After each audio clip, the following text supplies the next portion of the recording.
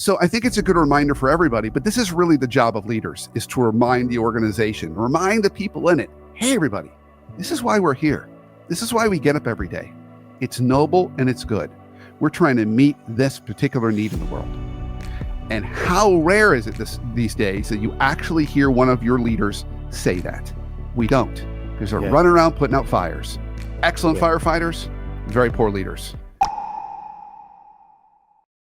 Welcome to the Leadership Foundry Podcast. I am your secret guest host today, David Papa. I am here with our resident leadership expert, executive coach, culture consultant extraordinaire, Brandon Smith. I can't wait to get him on the show with us. We're going to ask him all about today's very interesting and possibly intense, hopefully lightheartedly humorous and extremely practical theme, which is that the culture going on right now on our planet can be pretty heavy and pretty intense. Politics, tech changes, wars in some cases. A lot of people are feeling very intense about today's world. And when you don't have a strong workplace culture, that can end up taking over your workplace. And when you do have a strong workplace culture, you can unlock all kinds of benefits for your people that are not being realized now by most companies because they've been cutting their culture budgets in these uncertain times. So we're going to find out big mistake, possible strategy, strategic choices, practical things you can do for yourself and your team starting tomorrow. That's how we always end our show. So let's find out how we can handle this better and be more successful business leaders. Welcome, Brandon Smith. Thank you for being here. David, so good to have you back, my friend, but this is a different way I'm having you back on the show. It's fun to be in the hot seat today. So thanks for hosting the show today. Absolutely, Brandon. My pleasure. I'm very happy to be here. And thank you, everyone, for tuning in. Let's grill Brandon right away. So Brandon, he's usually interviewing other guests, but today he's going to share his amazing expertise, and he's helped me so many years. Brandon has been giving me advice that has helped me tremendously in my career. I can't wait for you to hear more from him. That's one of the reasons I'm hosting the show. So, Brandon, tell us about your experience with this topic. What are you seeing in the workplace right now with the intensity of the cultural landscape at the moment? Yeah, so let's back up for a minute. So first, I would say, when we go talk about leadership and the themes that go through kind of organizations and how we lead, they go through cycles, or in other words, they're fads.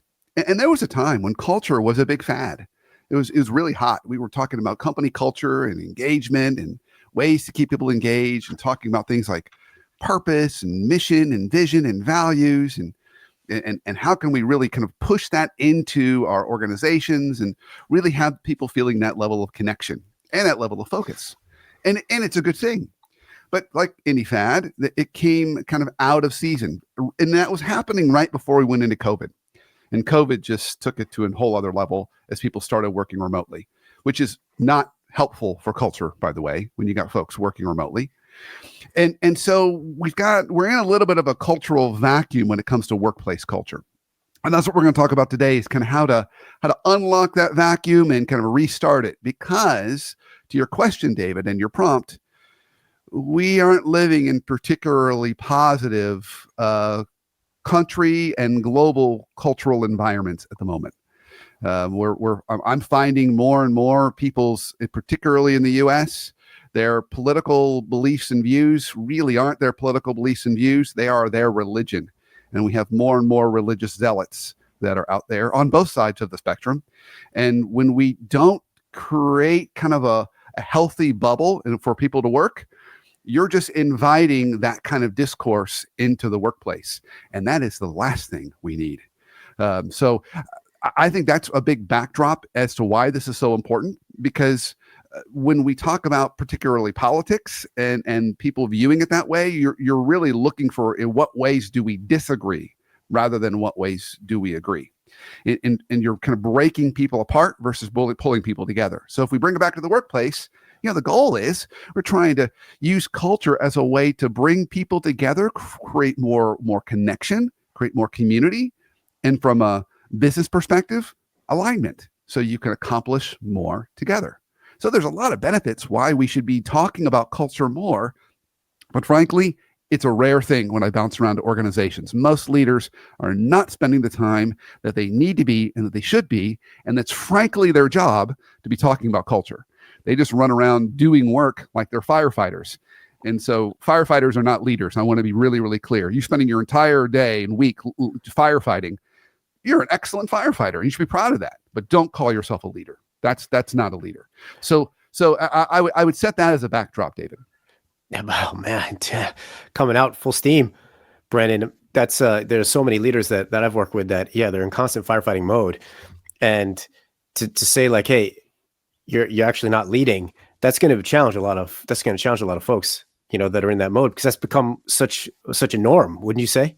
Oh, absolutely. And it happens a lot with my clients, and there's reasons for that. So you may also talk about everything being urgent all the time, and when there's high levels of urgency, whether it's artificial or real, and you're running with lean teams, leaders are going to feel like they've got to go do it themselves.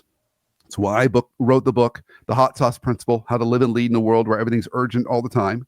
It's also why I wrote the book, The Author versus Editor Dilemma, because again, we drop into that author seat. Or another way to look at it, and this is for everyone listening, are you out there as a leader trying to win an MVP, so you're on the field running plays? Or are you trying to win a world championship, which is standing on the sidelines with a clipboard, kind of calling plays and leading the team? Because those are two different activities. Most leaders, the high majority, I would argue over 90%, are not leading at all. They're on the field running plays, scoring points, and just because they're the leading scorer in points, they pat themselves on the back and say, I'm a leader. That's not true at all. You're winning MVPs, but you can win an MVP on a losing team. That happens all the time, frankly. If you want to win a world championship, now you got to get yourself on the sidelines, get a clipboard. And now we're talking about things like vision and goals for the team. And with any world-class team, what do we often talk about? Their team culture. And so head coaches set the culture, which is so very important. So it's two very separate activities, and it's really hard for leaders that are used to winning MVPs to go on the sidelines, because when you're scoring points, you get an immediate payoff. It's like, oh yeah, I did that.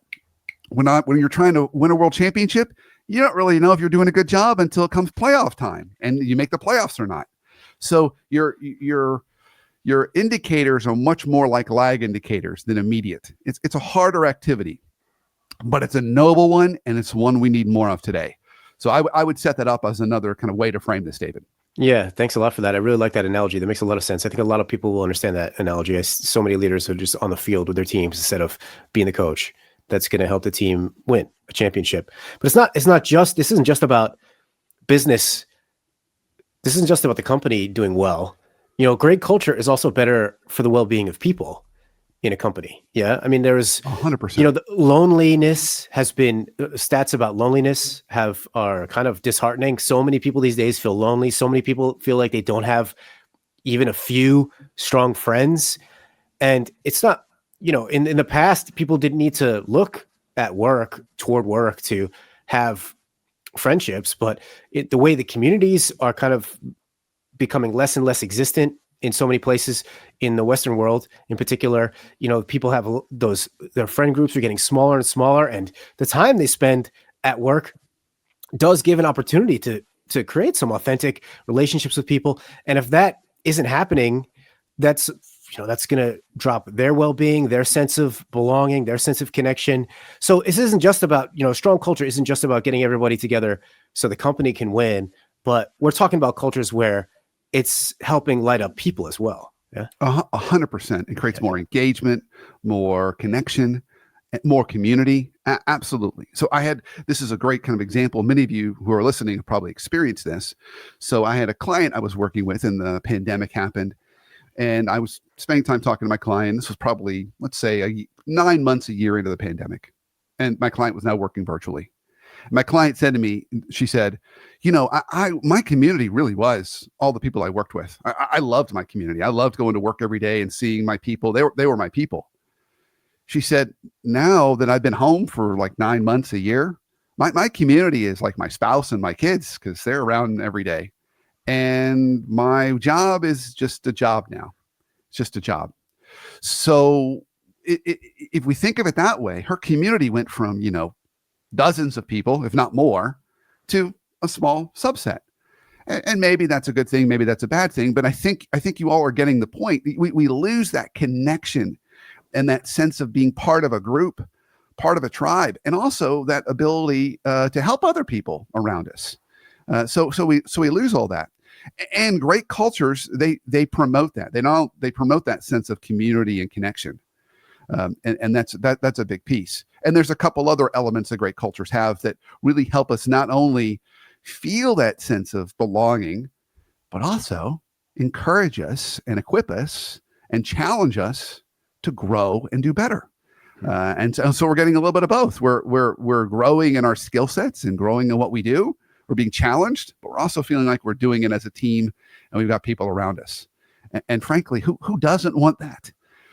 So I would say there's just such a huge opportunity today. And I think what we're going to see is a company's going to come out of nowhere and do this well, and they're going to act like they're doing it for the first time. And it's probably reminiscent of things companies did in the 90s or early 2000s, but it's going to create a lot of fanfare, and we're going to start this trend all over again. And I'm looking forward to that day, because I think we need more of it, frankly. Yeah, me too. I really liked your point where you said,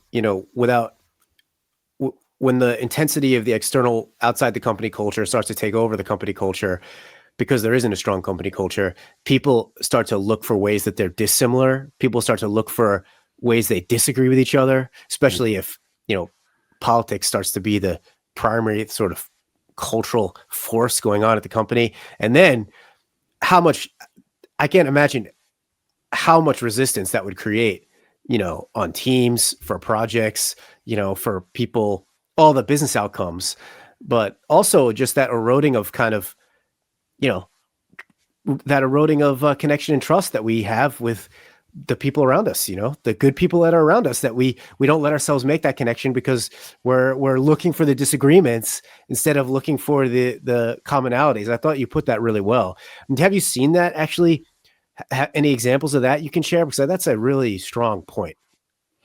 Which one, David? On doing it well or not doing it well? No, that idea where people are just going into a conversation looking for things that are dissimilar, and versus a situation where people have a strong connective culture, and so they're going in looking for the commonality, looking for the way they can win together, instead of looking for the ways they're dissimilar and the way they're going to argue with each other.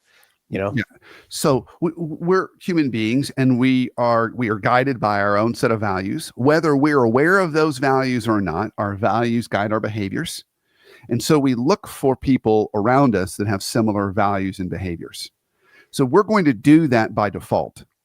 And if the company and the leaders don't set that kind of guideline, like this is what it means to be part of this team, then we're going to go create it on our own. So we're going to, in the break room, we're going to say, so what did you think about that speech Trump gave, if we're in the US? And then if we are a big Trump supporter, we're listening for people who agreed. If we're a big Trump kind of anti-Trump, and we're kind of a big kind of detractor from Trump, then we're going to look for kind of them agreeing with that point of view. And if they say something we don't agree with, we're going to then put them in a camp. They're with me or they're against me. Okay. Because we're looking for that similarity, because no leaders set out and said, hey folks, this is what it means to be part of this team. This is what's within bounds and outside of bounds.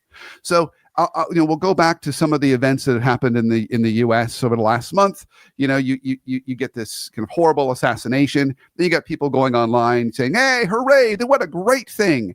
And then they're getting fired by their companies, and they're thinking that's free speech. No, that's the companies actually not doing a good job up front, saying, "Hey, what we don't do here is actively try and promote our political agenda." Because all that's going to lead to is divisiveness, hurt feelings, and it's not going to allow us to really support each other, be the tight community and tight team, and align around objectives. Leaders aren't saying that, so then people don't know that it's not okay to do that, and then they do it, and the company says, well, we don't believe in that view, you're representing the company, and we're letting you go. And so it's more, when you see that, it's almost signaling that this is a deficiency in leadership amongst companies, because the social media folks that were promoting that, they did it so openly and freely, like it's perfectly fine to do this and be an employee of X organization. And you shouldn't do that. So historically, we always would say, and way back in the day, at work, you don't talk about religion, you don't talk about sex, you don't talk about money. That was always kind of the three big ones. And I think we're still probably saying the same thing, but politics have now supplanted religion. I mean, when was the last time you heard a coworker or coworkers get into a big battle over Protestant or Catholics? You don't hear that near as much as you used to, but you sure do about Democrats and Republicans. Yeah. So I think we're seeing a lack of leadership in this arena, which is an issue. But there's also ways that leaders can step in and promote really positive, healthy cultures and get us a little bit back to the core of kind of who we're meant to be as humans. We're not meant to be kind of these divisive zealots. That's not who we're meant to be. And that's frankly where we've gone to. So that's partly problematic. I don't mean to laugh at a serious topic, but it's because of the absurdity. You just revealed the absurdity to me of like where we've come, because a lot of people seem like they're a lot, especially if you just go on the internet, there's a lot of people out there who really believe their job is to be a divisive zealot right now, and we don't have time to go into like why it's gotten to this point, but for whatever reason, that person's beliefs are so strong and intense for that person that it's basically become almost their whole personality, their whole driving all their communication. And you just brought up the top of this idea that a company could fire somebody for that, and it's up to leaders to set boundaries and guidelines in a company to know that could be a thing that happens. If you go become a political activist, this company isn't about politics. This company is about something else. And so you think that because companies are private institutions that have their own mission, of what they're trying to create, with a group of people come together to create something better than we can do ourselves. You think that's because some people might push back on that and be like, well, shouldn't I be able to post whatever I want on social media without the company interfering in my life? I kind of hear that, but I don't agree with that really, actually, that sentiment exactly. But can you explain on that more? Because some people will push back. Yeah. So you can do whatever you want, at least in the United States. I mean, you've got free speech, but that doesn't free you from consequences. If you post something that goes kind of anti what the company stands for or the organization you work for stands for, that's going to cause problems, bad PR. It's going to cause divisiveness inside the company. They're going to retaliate in some way or issue some kind of punishment for you. So you have to be aware of that. So we also moved into a place where we're no longer thinking about kind of the whole. We think so much about ourselves. We've moved in such an individualistic culture. Like my truth is the truth, which is one of my pet peeves. Having worked in environments where mental illness was common and people were being treated for psychotic breaks, I can assure you their truth was not the truth. So we lose that commonality. We lose that connection. So let's get back to the core purpose of any organization or company. It's actually pure and it's actually good. Organizations and companies come together. So whether we're for-profit or nonprofit, because at the fundamental level, they see a particular specific need in the world that they want to meet. We're a museum and we are going to have a collection of American art. And we're going to promote that because we believe that it's a great way to spread the beauty and benefit of art, connect people to history, and allow them to kind of see the journey that we've gone as a country through art, for example. Or I'm a company and I'm in the medical industry and I create products that treat this particular disease or illness. And we want to focus on helping people that are suffering from this disease or illness get better and heal. So every organization at its core is actually trying to do good. Okay, it's trying to meet a particular need. And where organizations and people go wrong is they start to confuse that and say, well, we need to get into politics only if it relates to your core purpose. So I think it's a good reminder for everybody, but this is really the job of leaders, is to remind the organization, remind the people in it, hey, everybody, this is why we're here. This is why we get up every day. It's noble and it's good. We're trying to meet this particular need in the world. And how rare is it these days that you actually hear one of your leaders say that? We don't, because they're running around putting out fires. Excellent firefighters, very poor leaders. And frankly, expensive firefighters.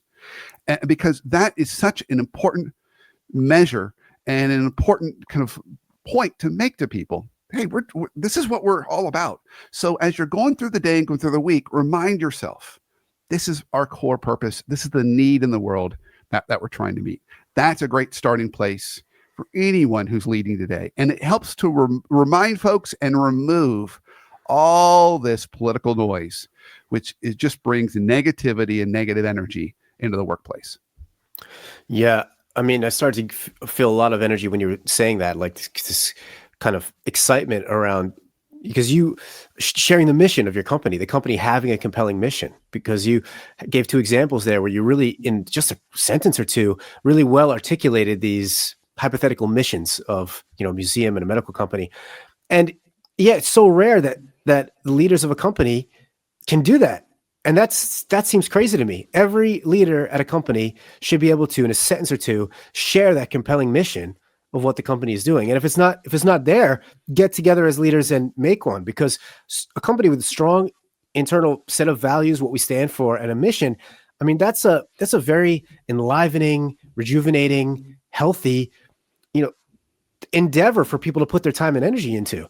That would turn work into a net positive in someone's life, in addition to, the salary and everything. But what's happened? Well, the firefighting, you maybe explained it. It's the firefighting is the reason leaders aren't on top of that today. Would you say that's the main cause? I would say that's the main cause, because when you think about what I just said, reflecting on kind of the need or the purpose of the organization, well, I just use some important words there. Reflecting on. So it means we need to have time. We need to have time to kind of think about it. And David, you often talk about maker time versus manager time. We need that maker time. We need that block of time where we can just sit and reflect and think. And that's one of the important purposes of a leader, is to kind of look out along the skyline and say, here's where we need to go. They're kind of charting the course. And so making the time to do that is so very important. And then just reminding folks of kind of why we do that.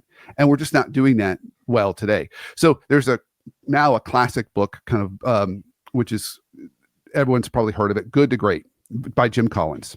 And Jim Collins wrote that book. And so it talks about kind of what organizations can do. But before Jim wrote that, he wrote another book with one of his co-author and also faculty member, I think it was out in Stanford, named Jerry Porras. And they wrote a book called Built to Last. And Built to Last, actually, they wrote it in the reverse order. It should be Good to Great and then Built to Last. And in Built to Last, they even talk about one of the ways that we can have long-term lasting organizations is that deep sense of purpose. And it doesn't typically happen right out of the gate. Usually it happens after an organization's been kind of working for a little while, and then they kind of do an offsite and kind of reflect on, wow, well, where has our kind of organization evolved to? What's the need in the world that we find ourselves meeting? And how can we really double down on that and make that part of who we are? Chick-fil-A went through a similar kind of exercise in the early 1980s when they had really high chicken prices, really high gas prices. They did an offsite to kind of think about how they were going to navigate through that. And they ended up coming back from the offsite, all the senior leaders, with not a strategy, but a company purpose instead. And that company purpose has kind of guided them. And part of that company purpose is to have a positive impact on everyone they come encounter with. So for them, it's not about the chicken sandwich as much as it is about the actual service that they provide, both with fellow team members, which is why they give the most money of any quick service restaurant chain to college scholarships, but also in how they interact with those customers, trying to spread a little more positivity. That's their purpose.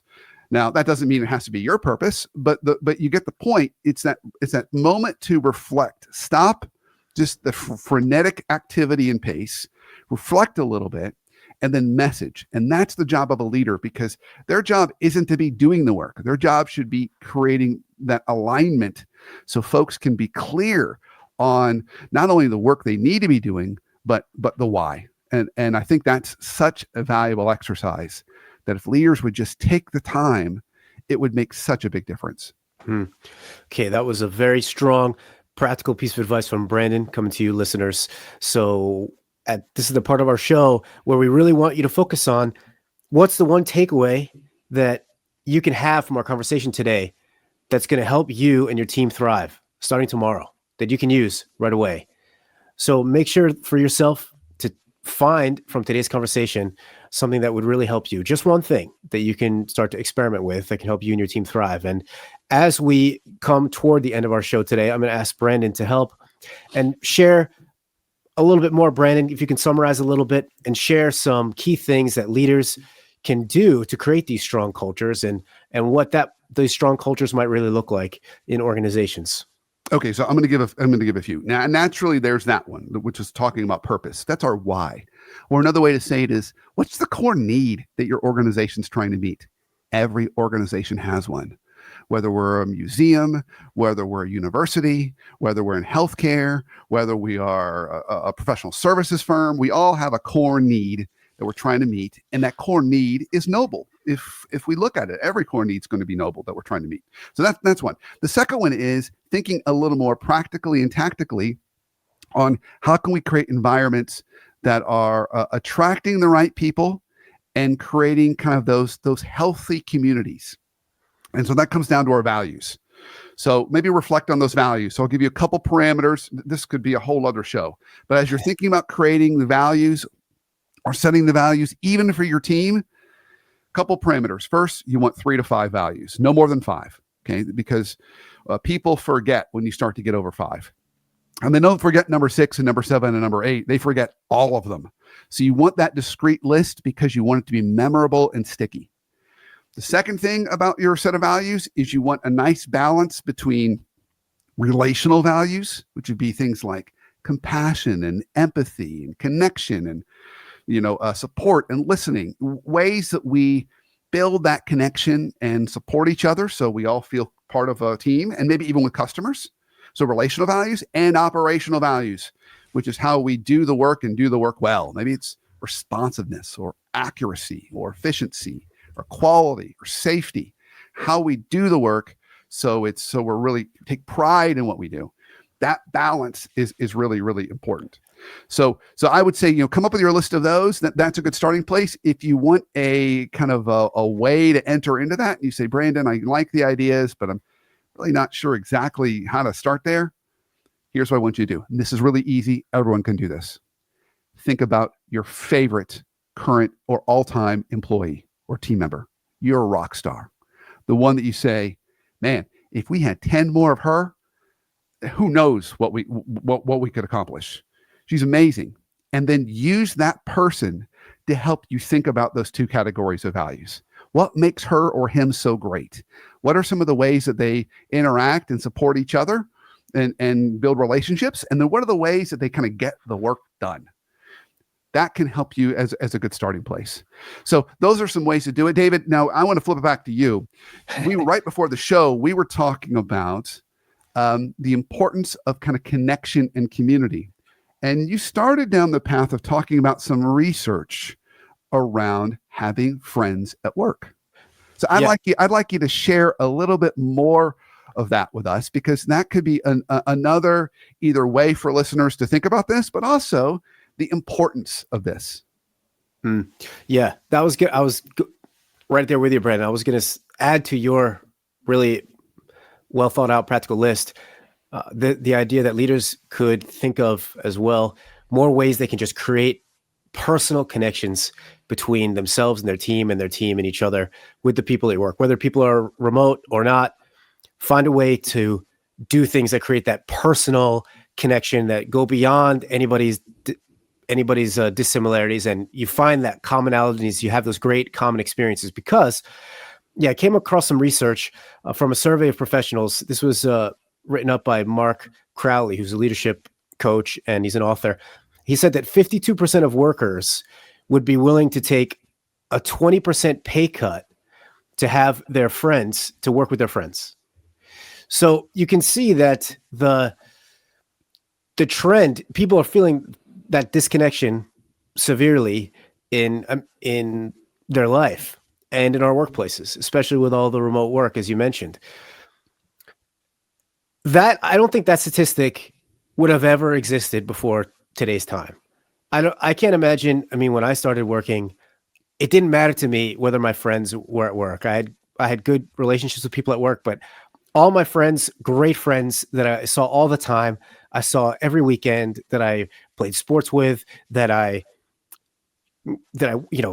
helped them move, doing all the things that you spent a lot of time with them. You're every weekend. It's like, what are we doing this weekend? Your best friends, they didn't exist, at work for me. It didn't matter, but now it's starting to really matter for people because there's so much disconnection, isolation, loneliness, to have friends at work. So if leaders can think of ways to build those relationships, to take some time, again, it's time to have just personal experiences, non-work related experiences with the people on your team. It can be very short activities, but make it regular, make it often, so that people get to know each other as people again.